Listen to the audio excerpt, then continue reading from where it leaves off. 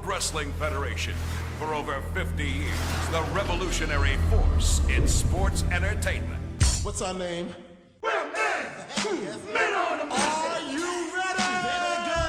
Well, Here we go. Men on a mission. Bam, bang, boom. Here we go.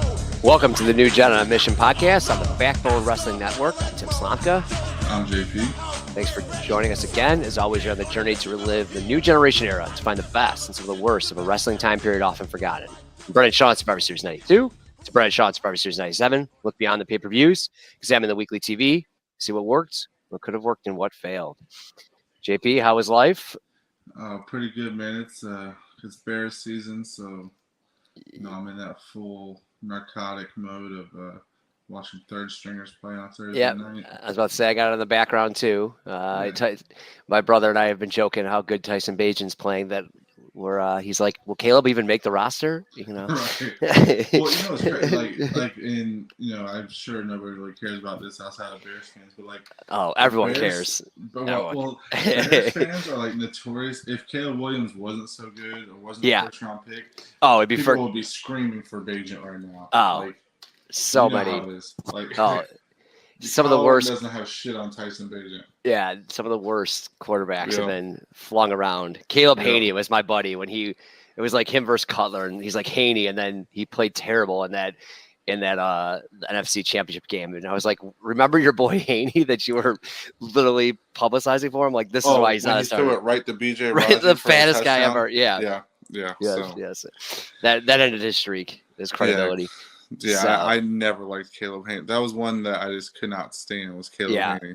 Yeah, and Cutler wasn't great, but that was the best he was. Like when he was at that time. So it's like, what are we doing? What are we doing? So yeah, I saw visions of Craig Krenzel at one point, but not Caleb Haney. Well, he was so smart. That was the thing. Right. Craig Krenzel was so smart. Yeah, how could he fail? All right, should we move on to some wrestling talk? Everything else good in your life besides Bears? Yeah, man, pretty good. Can't complain. Yourself? It's pretty good. Son just started kindergarten today, so kids are back in school. So it's we're live. Oh, you guys just started today? Yeah, and the public schools don't start till next week. Oh wow. Yeah. My daughter's been back in school for like 2 weeks now. And I was talking to someone last night. New York City never starts till after Labor Day, and Chicago kind of used to be that way. But yeah, it's definitely weird that all those people starting like end of July and early August just feels weird. Well, we're in the South, so you kind of have to make up for stuff anyways. So. Yeah. And it matches more the college. Like most colleges are, back on first or second week of August. So, it's kind of weird we do it the opposite, but who knows? Mm-hmm. Good. All right, let's move on to some superstars and Raws and the tag team tournament and some Rumble previews. If that sounds good to you. Yes, sir. All right, so we're going to go a fresh taping for Superstars. This is going to be on November 29th, so right after Survivor Series and right after Diesel won the title. This is at Poughkeepsie. I can never say that word. New York, the Mid-Hudson Civic Center. They're constantly there. So we are going to start off there with Superstars from 12/17, so a couple weeks old, but after Survivor Series, so we'll get some fresh stuff. We get the tag team tournament started. This is the first match of it, right? We didn't do any last week. We just announced it, right? Yeah. So we get Bam Bam, hot match, I thought. Bam Bam Bigelow and Tatanka, kind of from Money Inc.'s division, versus Men on a Mission with Oscar. Kind of disappointing that Men on a Mission, they keep skipping the entrance. I don't know what it is. Like if it's copyright or they don't have the right footage, but it's just so weird. Like that's the best part of them. They're not bad everywhere else, but like that's the best part of them. And they skipped the entrance. There was definitely some loud crowd noises for Mo, which then you see no one cheering. So there's definitely some piped in action at this. Fun match, right? We kind of talked about this last week of like a fun matchup. Don't kind of know where it's going to go. You kind of got Tatanka Bam Bam, which looks like a cool team, and they've been pumping Mabel up. And so we get a good match. Vince, during this whole match, I put that he's acting like this is Warrior versus Hogan when it's Bam Bam and Mabel meeting together. Oh, yeah. For Mo is in the match for most of the action, very limited on Mabel. And then Tatanka gets I don't know what they call it. Is it $1 million drop or something, or does it have a name? Yeah, I don't know what they're calling it. It's just his Samoan drop that he does. Samoan drop, They call it. Yeah, I don't know if it has a different name, but he does it on Mo. And then a 1-finger pin, which is pretty awesome. Mabel like doesn't even try to get in the ring to like help him out. So it looked like maybe they're trying to split him up. Like it kind of seemed like that the commentators were acting that way. But then in the end, like Oscar and Mabel just get in the ring and help Mo out. But pretty big burial of Mo, 1-finger pin. And, no cheating, like rare for this time of age, but it makes Tatanka and Bam Bam look strong. It makes the corporation look pretty strong. Like DiBiase was just out there, like counting his money. I thought a pretty fun match. Good way to open up the tournament. And it definitely makes the corporation, feel like this unbeatable entity.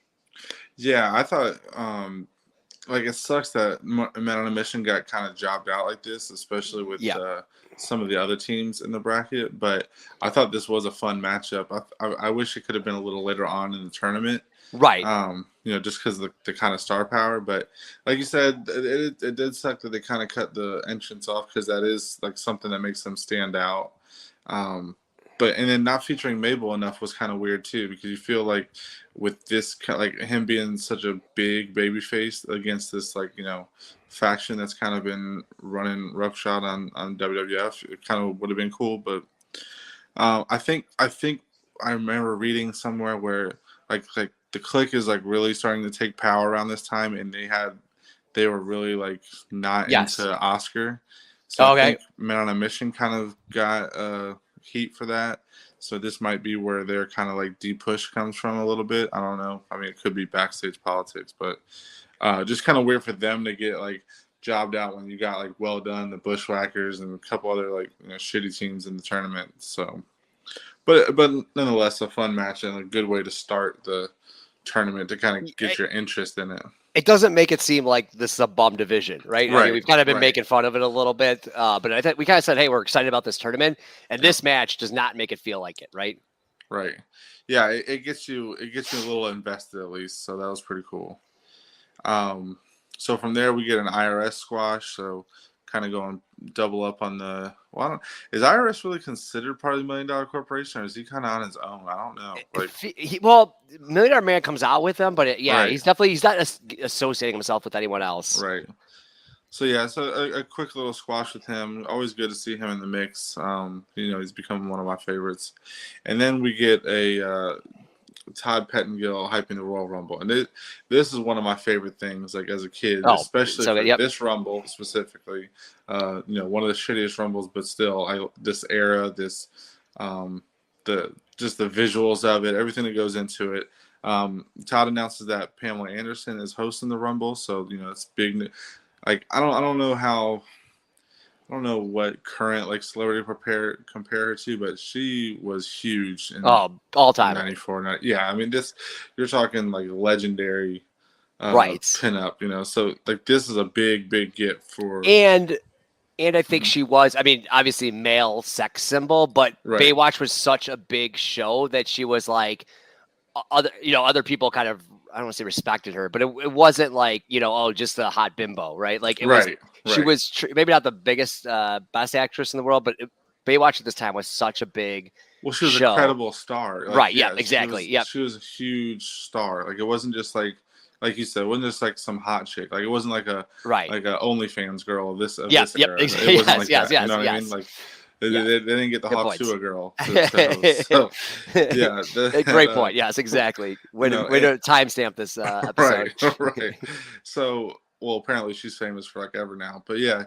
No, she got one more week. Right. So, the thing is though, like for the company to be as low as they are right now, like budget wise and everything, to pull that off is pretty big. Like, the good thing about WWF is they still know what is going to create buzz for them, even if their product doesn't work. So they know to plug in celebrities. They're not gonna skimp on certain things. So and I think she's kind of known for not being very into it, but she doesn't mock it, right? And she's in a lot of stuff. Like we'll see that she's in a lot of previews and stuff, but she never makes fun of it. Exactly, which is I think always sometimes gives it credibility. Yeah, she wasn't thrilled, but at least she played ball, kind of thing. So. Yeah. They also announced Bret versus Diesel, so that's a big match for the card. Like it's, you got a huge celebrity at the show, then you got a big title match, for Diesel's first defense, and then one of my favorite things is when they start announcing guys for the Rumble. Now, this is not exactly your murderer's row of guys that he announced, but he announced Backlund, Bundy, Dick Murdoch, which is awesome. Like, especially in this, he's old. I get it. He's an older guy, but I loved him. Like, I love his Mid-South stuff. I know he's not going to translate to this era, and I don't get why he's in this at all. I don't know who's doing a favor for that. I don't get it, but yeah, it's just kind of weird. Quang, Henry Godwin, Lex Luger, Adam Bomb, Duke Droese, Doink, and Aldo Montoya. So all the guys that have been jobber to the stars on Superstars for the past 6 months or whatever. Outside of Dick Murdoch, which now that I think about it, he was in Smoky Mountain around this time, and it's probably a Cornette favor thing to get him maybe WWF payday, I guess. I don't know, but I haven't looked at the observers. I haven't got to this part yet, so I'll have to see if they say anything about that. They announced also that it's 1 minute, right, for the guy for Rumble, which is different. Last year they moved it to 1:30, I think, and this year they're doing it to 1. I think it makes sense. You've heard other podcasts talk about that. Maybe to keep the thing moving versus like 2 minutes of Dick Murdoch in there. Right. It's. I mean, there's some star power, right? King Kong Bundy, Backlund's a former champion, and Luger, but like the fact that like Quang and Hogg, Henry Gunn, we haven't even seen yet. We get the Dumpster who's been in and out. Man of War, who they just make fun of the whole time and doing. So there's definitely some lacking there. They also announced, Bret and Diesel and the tag team tournament final will be there. So pretty good, like long. There's a bunch of these Rumble ones, but they're very long, drawn out because they actually have some interviews with Bret and Diesel and really kind of building up this pay-per-view, which we were kind of complaining last time, like, where's the build? Right. And finally it's kind of coming, and they're definitely spent the right amount of time on it. So. Anything else to add there, or can we move on? I think we're good. All right, so we get an Am Bomb squash. Nothing really there. We get Henry Garden's debut. I really like the slop drop. Like, he's a big guy. I don't know if he's supposed to be heel or face. I'm not sure. I said the same thing. I got the same thing in my notes. I don't know what side he's on. Right, and it's the crowd doesn't know either, and like his music doesn't know, and obviously we know he becomes both. So he's one of those guys that we'll see if it's like versatile or it's natural or like where it comes from. Is it just they bring in Hillbilly Jim because he's not going to go? I don't know, but I couldn't figure it out. And so the crowds are pretty dead for him, but he looks pretty menacing. He looks like a guy kind of like a berserker, where he's just like this bigger guy with kind of wide mass. So he looks like it could be something that looks good. And the slop chop is a pretty sweet move.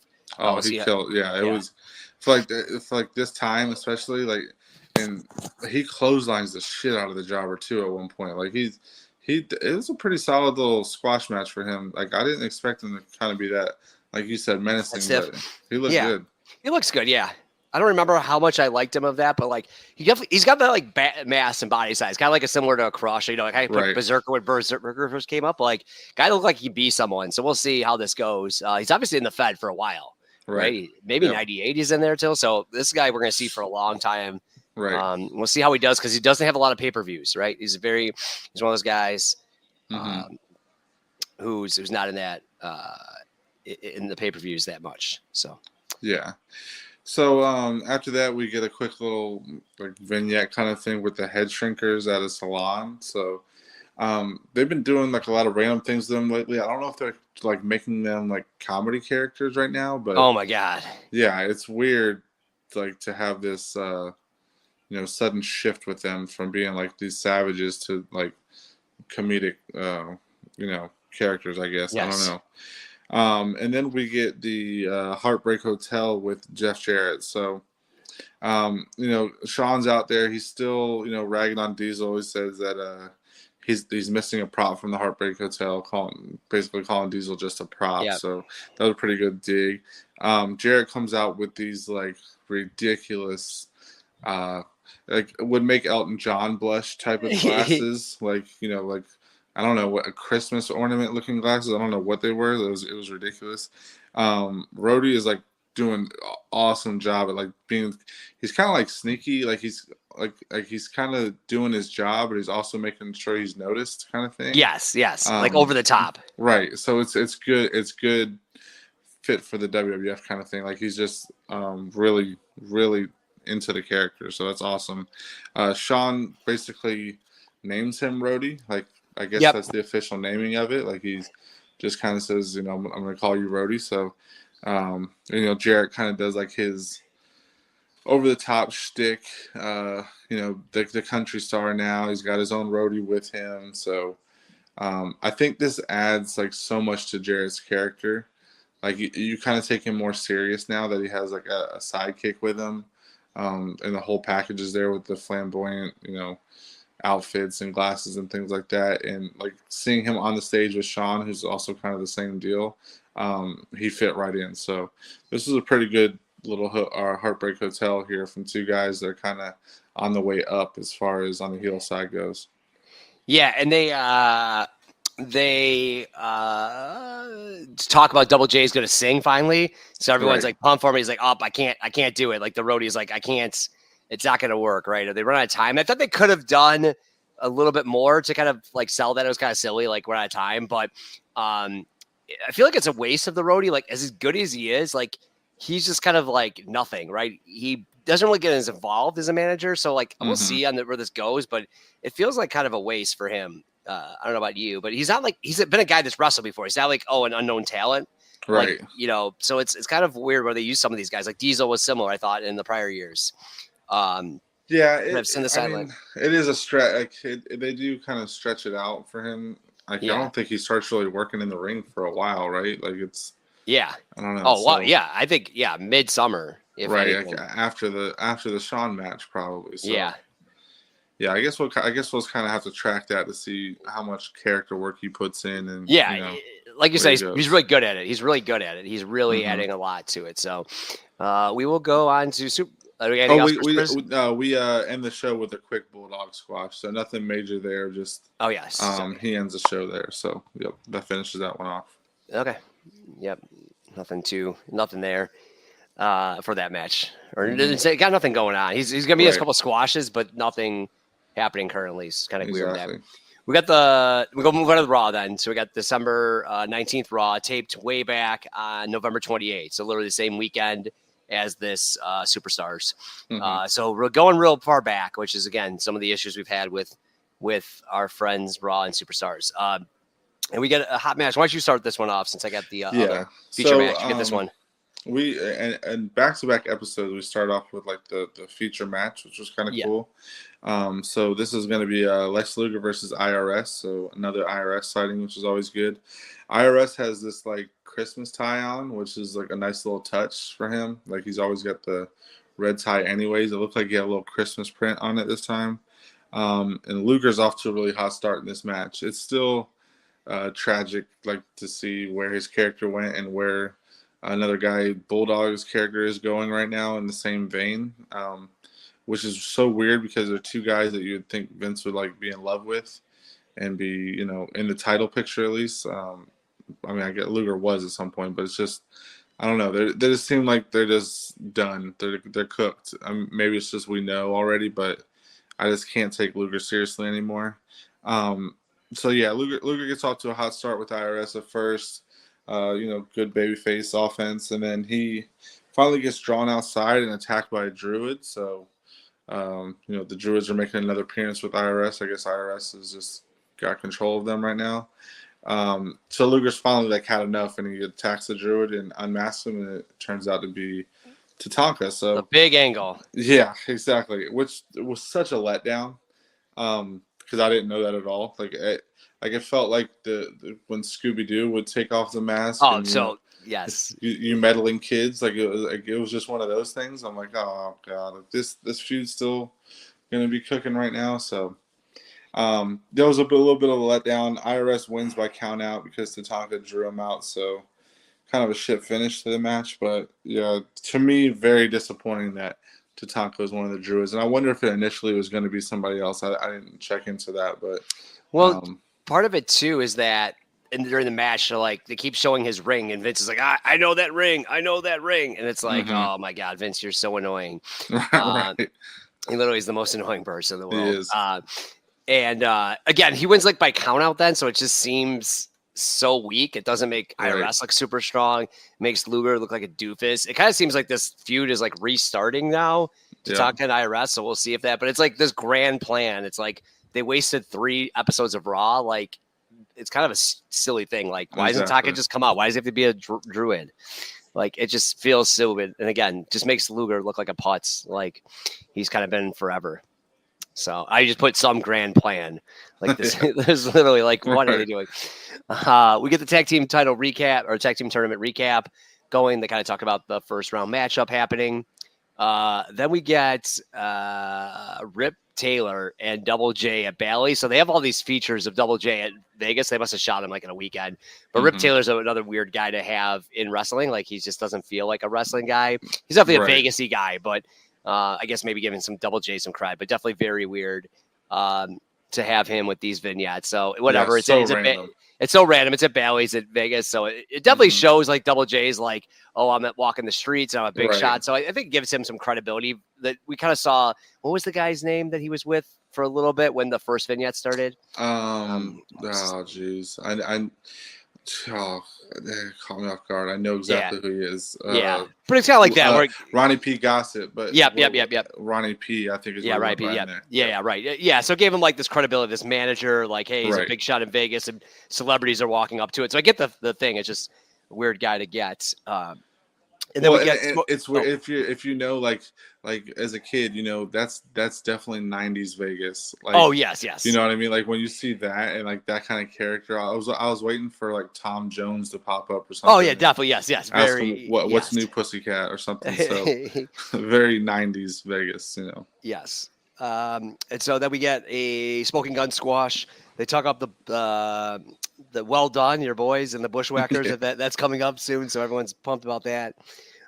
We get King's Court next, and we get Backlund coming out, which is crazy. And he comes out in the bow tie, which I didn't know if we saw him before in the bow tie, but this definitely is that too. Yeah, and he talks about how he's going to fight Diesel again. He's got Shawn Michaels in his corner, which again makes no sense. Like, why would the pretty boy that Shawn Michaels supposed to be aligned with this crazy maniac? And then Backlund's kind of more in that craze that we kind of talked about last time, like the lunatic, just like doesn't know what he's talking about, forgetful, dementia, like clearly, which is funny. He's 44, and they're like saying his dementia, but they're really playing up that like he's a lot on his rocker. So.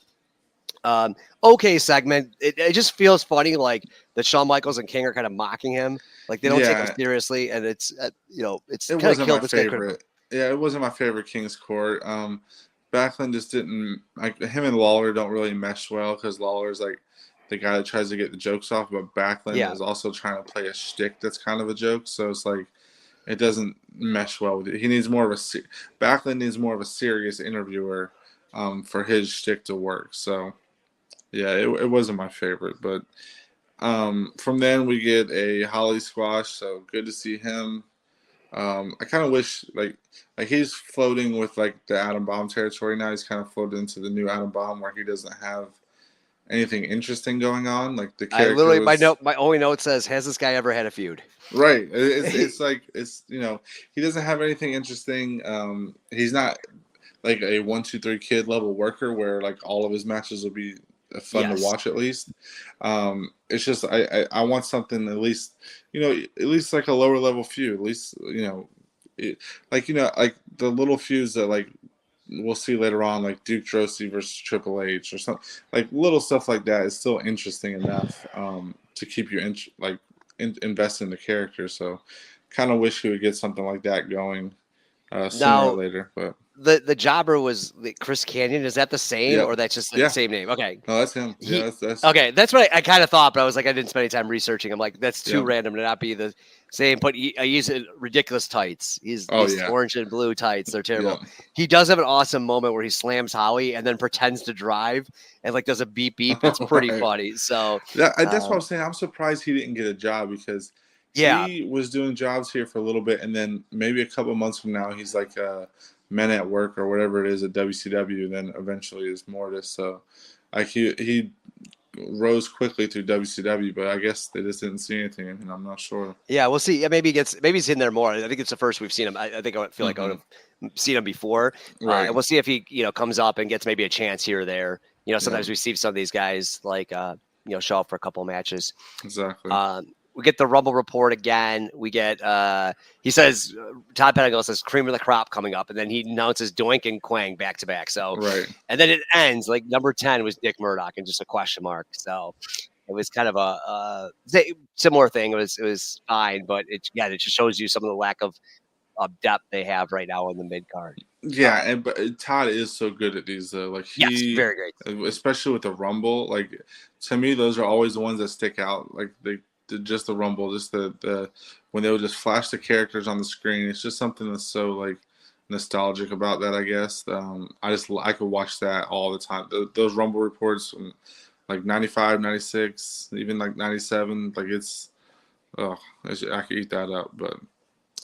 You gotta get this match. Yeah, something you got APS. I cannot eat up. I'd throw up. Is a Bushwhackers versus Well Done, another tournament match. So at least there's some stakes to it. Something interesting about it, I guess.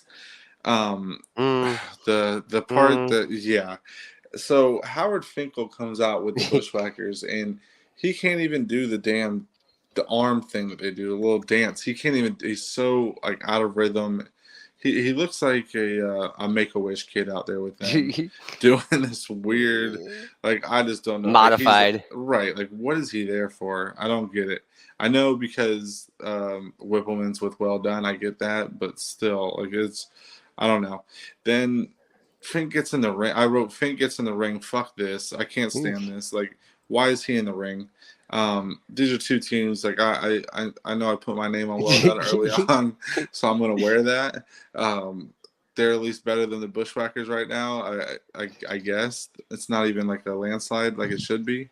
But yeah, this is a terrible. Like you're telling me, Men on a Mission can't advance when one of these two teams gets to advance, and then there's a count out finish, which is even worse. I don't even remember who won because of like how much I was so pissed that Fink got in the ring. So maybe you have that in your notes. I got some notes on this. I got actually a lot of notes. This is it was such a match that I just was like, this was so like on paper I saw it. I'm like, okay, this is gonna be a quick little match. But then the whole Fink thing getting involved, and it properly pissed me off. I thought the Finkel thing was kind of funny with him walking out because, again, he was so terrible at it. Like, he didn't know how to do it. I thought I kind of laughed a little bit. During the match, Vince doesn't know which Bushwhacker is which. He literally has no clue. He literally goes, one of the Bushwhackers multiple times. Well Done, no music, so I just put their bums. The end of the match, I don't know if you know, it actually didn't end a count out. It ended when Fink pulled down Harvey's pants, and one of the Bushwhackers got the roll up. Shit. Yeah. Yes. And then, like, Shawn Michaels, again, who's supposed to be your like number one contender, is like defending how strong and built Harvey Whippleman is. It's just so silly. It is. It's really bad. This match was okay. The crowd wasn't into, like, we saw the Bushwhackers back in '94. The crowd was so into them, like early '94. They were just pumped for this guy. These guys, and like we kind of said similar on Coco Beware, right? Like, I like when they're using them like this. The crowd could not care about this. Like, once they came out, they were kind of cool, and then there was just dead silence. Again, they're in a small arena. Like, they're probably getting real fans versus like the casuals, and so their casuals are probably like F this, right? Like, I don't need to see the Bushwhacker. Or sorry, the real fans are probably like F this. We don't want the Bushwhackers. So Well Done and Whippleman are such terrible heels too. So it's not like they're like making the fans like cheer for the Bushwhackers. They're just bad heel. Like they're not even someone you want to hate. So exactly. Then we get a Santa Claus clip, which I thought was pretty funny, where Mabel sits on Santa Claus and they do a flipperoo because Santa says that's his wish. And then we get Anvil out for a squash. No reason for this. Owen Hart isn't with him, and they starts fighting the Spanish announce tables. He's a guy we've really disliked during this run. I was watching for Cardoso a Bret Hart or Hart Foundation match. It's so good how he's so good in that as a tag, but in this role, he's just been disappointing. Part of it's just his gut is like out of control. He just looks like he's like playing softball all day and drinking beers. It probably was. He looks like my high school football coach. Like, it's ridiculous. Yeah, right, exactly. Yeah, they're the same. He might be. Did you double check that's not him? Yeah. So, But a nothing squash. I don't know where the Spanish announce fighting goes to, so I assume that goes to something. But kind of disappointing there, especially without Owen. Like it kind of gives him no credibility. It's like, what do we need this match for? That match is also the end of a taping. Like this is a 3 Raw taping. So can you imagine how pissed you are at a fan that you've been sitting there for 3+ hours and you end? Now maybe there was another dark match after, but you're ending on a Jim Neidhart Anvil squash. Like what a disappointment. So Exactly. all right, should we move on to Superstars? Yes, sir. All right, this one's taped from November 29th, that same weekend. This is Christmas Eve. They really pretend like it really is Christmas Eve, which is okay, but it's a little hokey sometimes. There's definitely a couple of good jokes in there. WWF has always been really into the Christmas spirit, so I'll give them that. This isn't like shoehorning in. They've always kind of played up this type of stuff. Right. And we start off with the Luger squash, a guy that we kind of talked about aimlessly. We don't really know what to expect of him. Like, is he a contender? Is he a joke? He just lost to Taka again. So a nothing squash. And then you want me to get the tag team match, or you want can have more Bushwhackers? Yeah. So we got our boys, sexy Heavenly Bodies, versus the Bushwhackers. So we kind of get a very short match. The Bushwhackers come out again to a decent applause, but again, this is a 3-minute match, and the Heavenly Bodies have to cheat to beat the Bushwhackers. Right. Just so disappointing compared to how low the Bushwhackers are, compared to how much they've been trying to elevate the Heavenly Bodies. You know, they've been trying to feed them with smoking guns, and they were in that big tag match at Survivor Series, and then here they are basically having to cheat to get the Bushwhackers. It was short. It was fine. This match feels more of like a 95 tag team match than maybe the first round did. So, okay, just disappointing they had a cheat to win. Yeah, I just put that the Heavenly Bodies deserve a raise for taking care of the Bushwhackers. So, yeah, it was right. It was a little bit better than the well done match, but nothing spectacular. We get a Bundy squash next, which compared to this Bushwhackers match was actually pretty fun to watch. I'm starting to come around a little bit to Bundy. Like I love the 5 count gimmick. I kind of love how he's just like this. He's just like a disgruntled fat dude. Like he's just like, you know, don't talk to me. I'm pissed off kind of thing. So I'm kind of digging that a little bit. He doesn't talk, so he's not like ruining his character or anything like that. Then we get he looks menacing with the 5 count. I really like the 5 count. He looks menacing. I love that gimmick. Like I can't lie. I love the 5 count gimmick. Like that's something that, you know, makes it like Yokozuna should have had that in his prime when he was going over. So that's something that's pretty cool. Then we get another awesome Rumble report. Like same kind of rundown, except this time they add a couple more participants. And that's Mo, Mabel, the British Bulldog, 1-2-3 Kid, Bob Holly, and Shawn Michaels were added to the Rumble. So a little bit more star power this time around. You know, more names, or at least up and coming guys. And then we also get a interview with a bearded Bret Hart. So very weird. Yeah, Mattel, if you're listening, that's another action figure opportunity for you. With the Christmas tree. Right, with the Christmas tree. Yep. I don't know if this is like, was he doing Lonesome Dove at this time? It was. It is, yeah. Yeah, so I remember like seeing a Raw magazine or WWF magazine with this cover. With the beard, yeah. So. Yep. So yeah, awesome to see the bearded Bret here. You know, spitting his venom at Diesel, and then Diesel with the. Oh, is this the one where Diesel's ripping on the colors? Yep.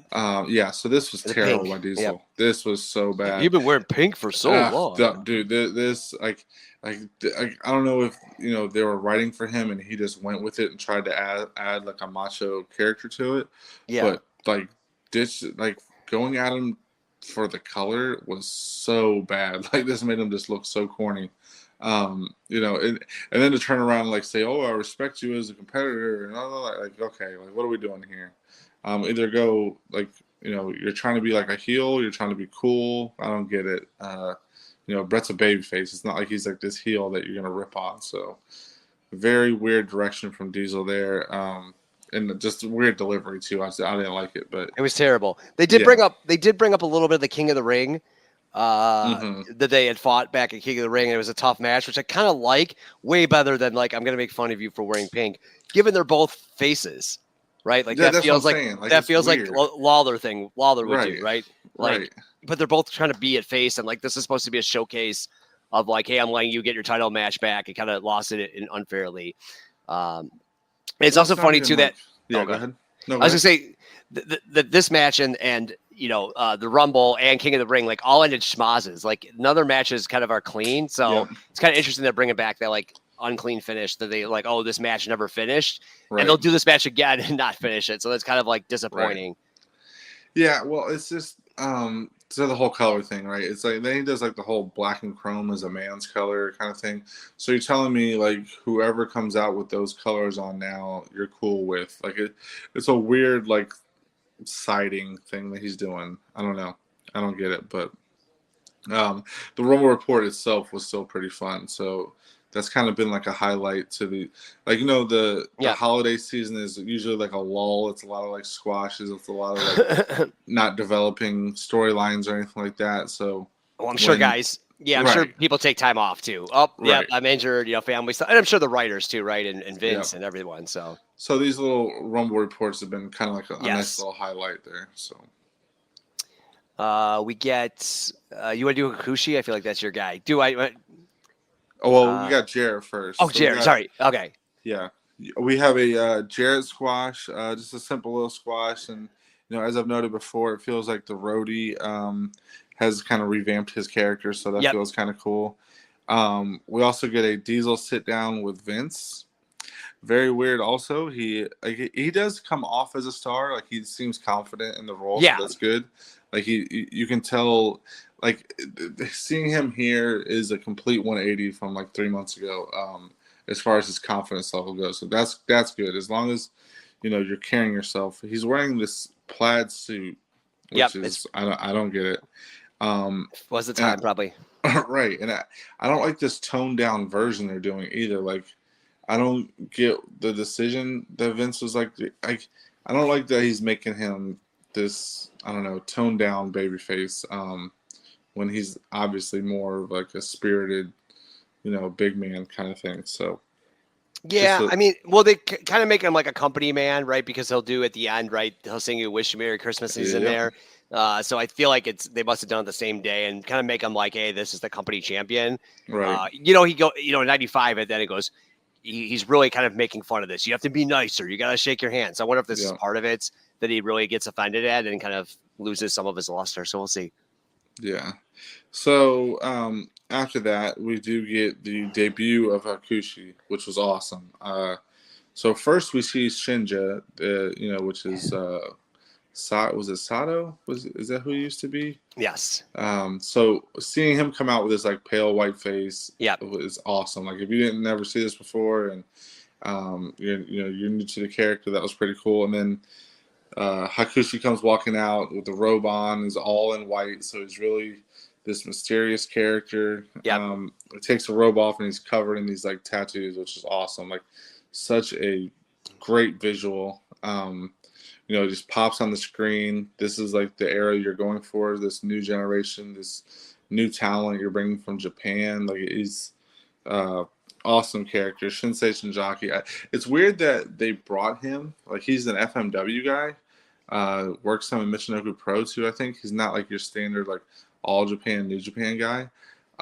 So this is kind of weird that they brought him in, and not like a more younger, flashier guy like Hayabusa or somebody like that, or like WCW brought in Liger. They have that connection, so Yep. it wouldn't be him. But yeah, I mean, I'm glad he fit it, but pretty cool stuff. He does this like praying headbutt from the top that really stands out.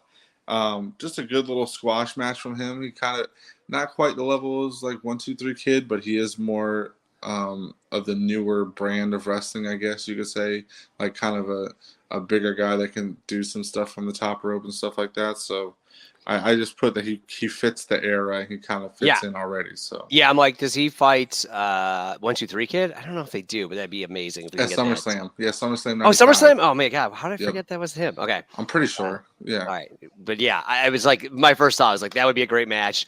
The Yeah. writing all over his face, Vince is like making fun of it, which again, Vince is so annoying at this I time. know. Like, let him be mysterious. And again, you don't have to be so racist all the time. Right. It just because he's got like, I assume Japanese symbols. Sorry, I should probably Right. know what their tattoos are, obviously saying something, I think. Maybe Right. it doesn't actually translate it, but it kind of looks like wording, right, that he's trying to put off Mhm. there, but it's just an awesome look. Like you said, the manager is great. The music is very subdued. Definitely like seems like a martial artist. So good there. And then after that we get Kama out of Yep. nowhere. I couldn't believe this Me too. promo happened, and I disappointed not Papa Shango, but Right.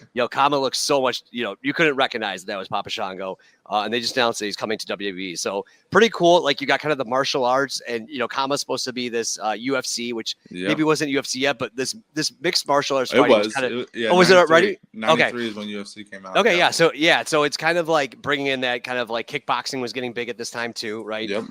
So they're kind of bringing in a different type of athlete for wrestling. I Pit don't think fighting was like kind of big at this time. Like Yeah, pit yeah. fighter. Yeah, right, exactly. Yeah, so it's cool. They're bringing in this idea. They just don't keep with it. So Right. we'll see. We get Doink then first. Oh, thanks for this. You get you get Hakushi, and I get effing Doink. We get Doink. No entrance again. Like, why is he there without an entrance? Like, it's his best part. The crowd likes him for that. Right. Dink keeps coming in the ring and doing moves, which again, where's the DQ? I know. The match ends with Doink giving out presents to everyone, which is a pretty cool. Again, they do Christmas well. The only thing that's funny about that is, again, it's taped November 28th, so it's like weird of like, why are we doing Christmas stuff? Right. A right. month in advance. But a pretty cool squash from that. Standard stuff. The crowd's definitely into Doink, and the presence definitely helps get him some big pops. Mhm. And that's the end of our matches.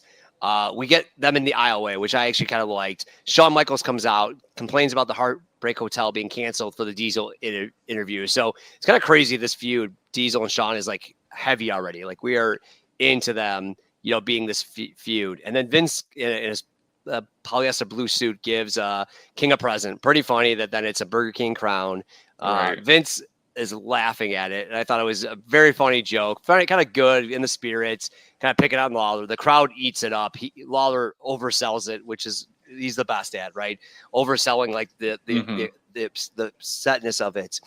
And I thought a pretty good segment there to kind of end on, Christmas holiday type thing, a little more jolly than, anything Right. too serious, especially, giving us Christmas Eve and stuff. And then we get the Diesel leading a "Wish You Merry Christmas" with all the Jeez. WWF employees. We get everyone in '90s sweaters from the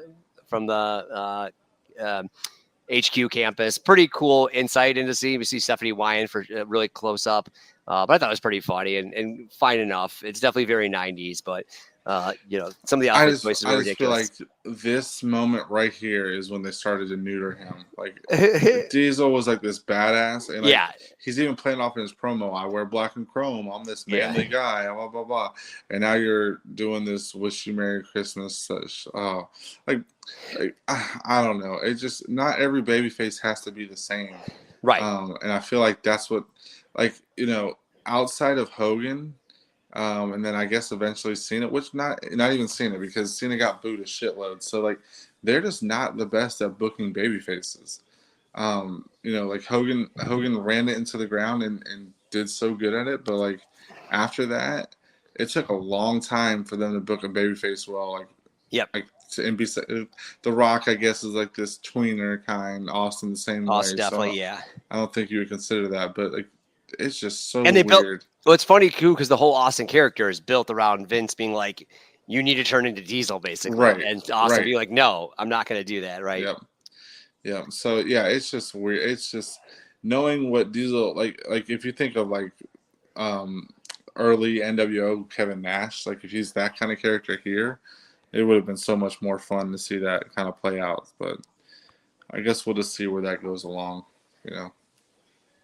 Yep. So then we go to Raw. This is at December 26th. So night after Christmas, they try to pretend like it's live from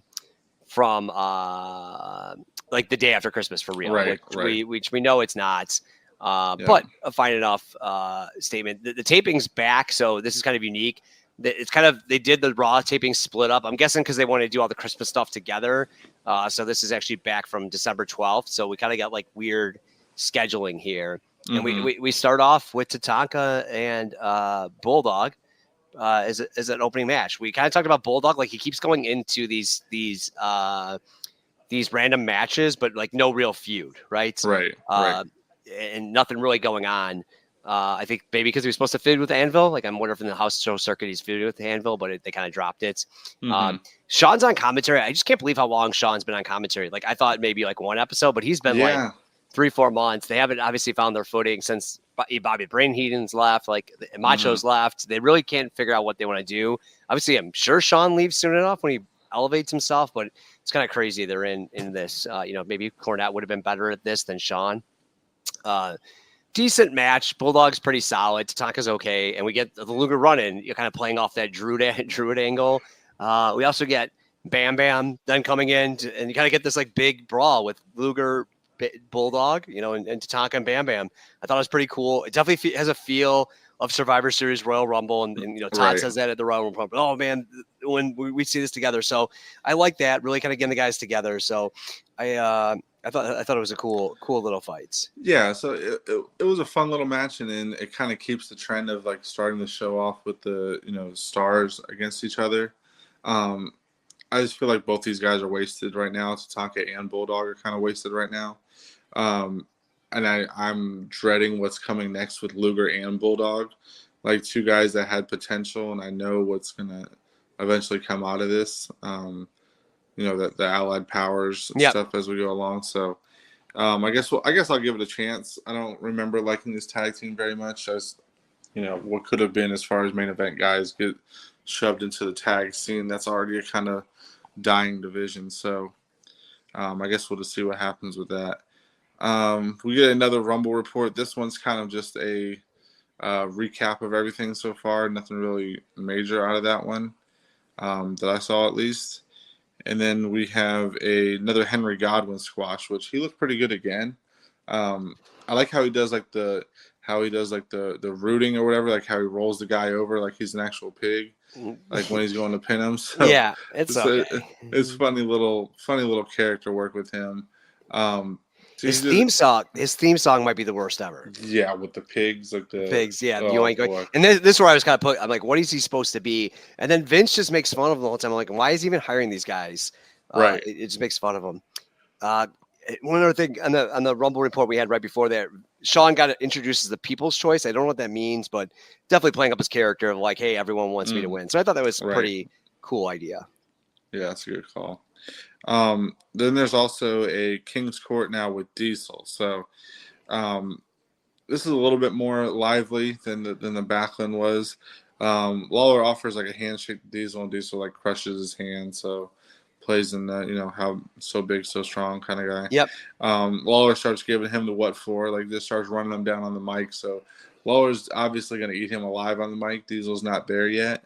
So eventually, like Diesel just had enough of him talking his shit, I guess, and then just tosses him out of the ring and puts the king's crown, like his little crown on, and then eventually sits in his throne.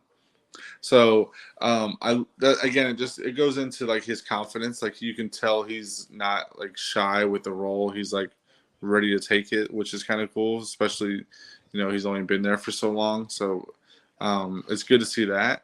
His acting isn't the best yet, and his in-ring work obviously isn't the best yet. So I guess we'll just have to start seeing if the pieces come together with him. Shawn does make a comment saying that like with his hair all out, he looks like the Cowardly Lion, and he'll send him back to Oz. Yep, so I don't know if that was like a definitely right to the character Oz. I feel like that like he shoehorned that in to make that reference on purpose, like talking shit to his friends. So it's definitely a friend thing. The way they talk to each other, even like King Diesel actually calls him like, "Hey Shawn, I see you right there." It's just again crazy. They're kind of setting up Mania already. I put that when Diesel steals his crown in his chair, that I said this is the comedy that JP probably loves.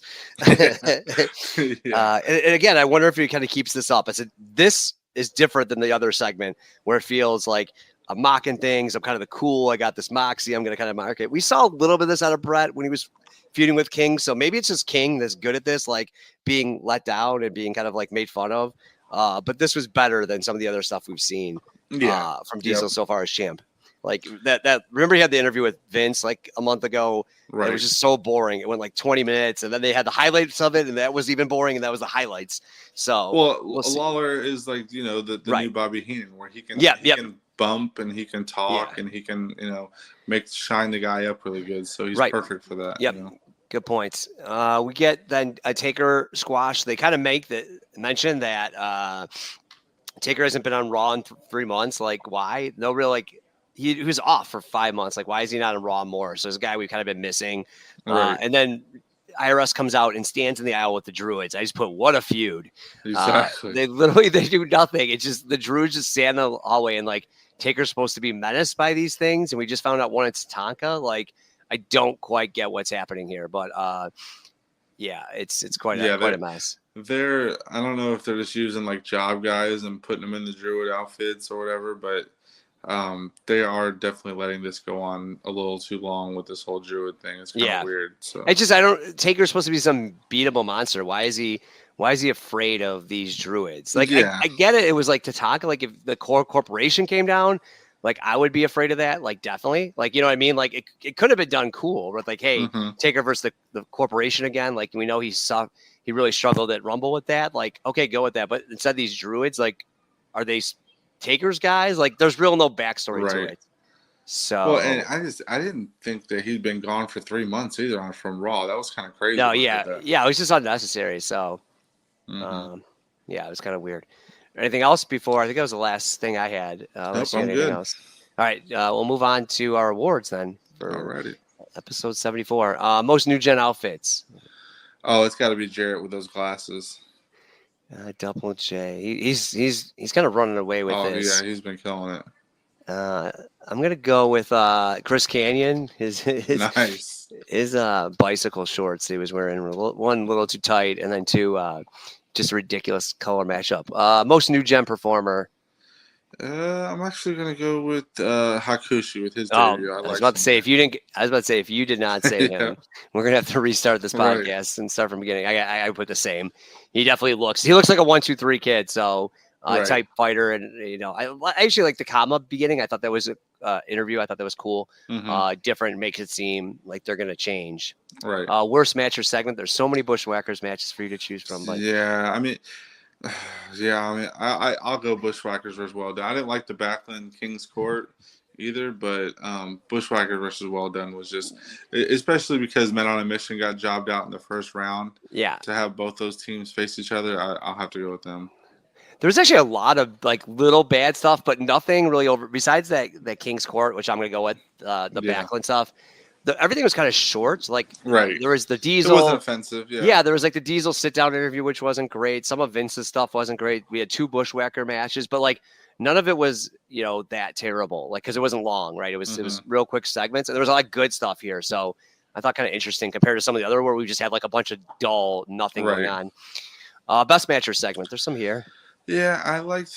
I think I'm gonna go with the Men on a Mission versus Bammer and Tatanka match. Yep, that was fun. Yeah, it was a fun match. It was a good, random pairing. You could see Bigelow and Mabel mix it up. So I went with that one. Yep, I'll go with Hakushi's debut. I thought it was so good. Really different. There was a lot of other good stuff on here. I thought Double J being in Vegas was cool. I thought the ending where it was Tatanka Bulldog, the match was okay, but the Luger run in Bam Bam, that was hot action. All the Todd Pettengill segments were great.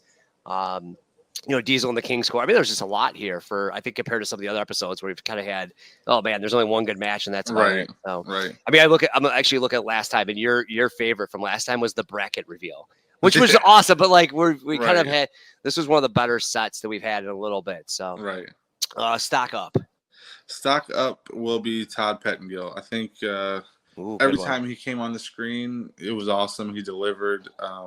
It's not easy presenting all these names and things like that and keeping track of everything. I think he just nailed it. And like I said, every time he came on, I was bought in. Usually these like pay-per-view reports, you see the first one and then the next few are just kind of the same.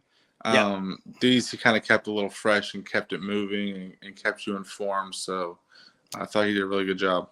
I'm going Henry Garland. I thought he looked solid.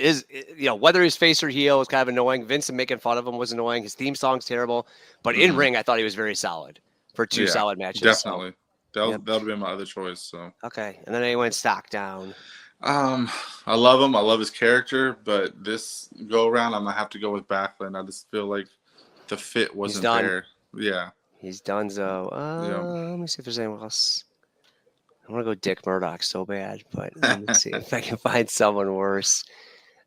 I'll go Taker, a guy that again just came back from SummerSlam at SummerSlam, right? We're not on Raw, which I really didn't think of. Like he hasn't been on Raw, and then this feud with IRS is just kind of very bland. Yeah, he's drifting. Yeah, there's just kind of nothing for him, and I think it's going to be a while. I think he's going to feud with the corporation, but I don't think any of this is going to have substance or he's going to give us anything good. And this is all him. Like he's just not there, right? Like. Right. The crowd goes nuts for him. He's a clear draw at a time they need draws, right? This isn't like Hogan where they can hold him off for weeks. Like they are desperate for fans, right? And to not have Taker there every week, especially after he just had 6 months off, is kind of disappointing. Exactly. So, all right, that's it. We got a few more tag team title tournament matches. We got about 15 more participants to get in the Rumble to announce. So we got a fun couple weeks still left of Rumble preview. Rumble 95 is one of my favorites for different reasons, just nostalgic wise. But we got a little more build up still to go to that. So it'll be a fun couple weeks still before we get to the Rumble. So we'll see you in 2 weeks with some more Raw superstars and hopefully more Bushwhackers. JP has his way. Yeah. Well, see, it'll be 95 when our next episode, so it's going to be hard. That's when it really takes off. Right, Doink is going to fade away soon. The Bushwhackers will fade away. Commas soon. Here, 15-minute matches. You're just pumped. Bring on the good shit. Exactly. Bring on the good shit. All right. Well, thanks everyone for listening. Rate and review, and we'll see you in 2 weeks. All righty.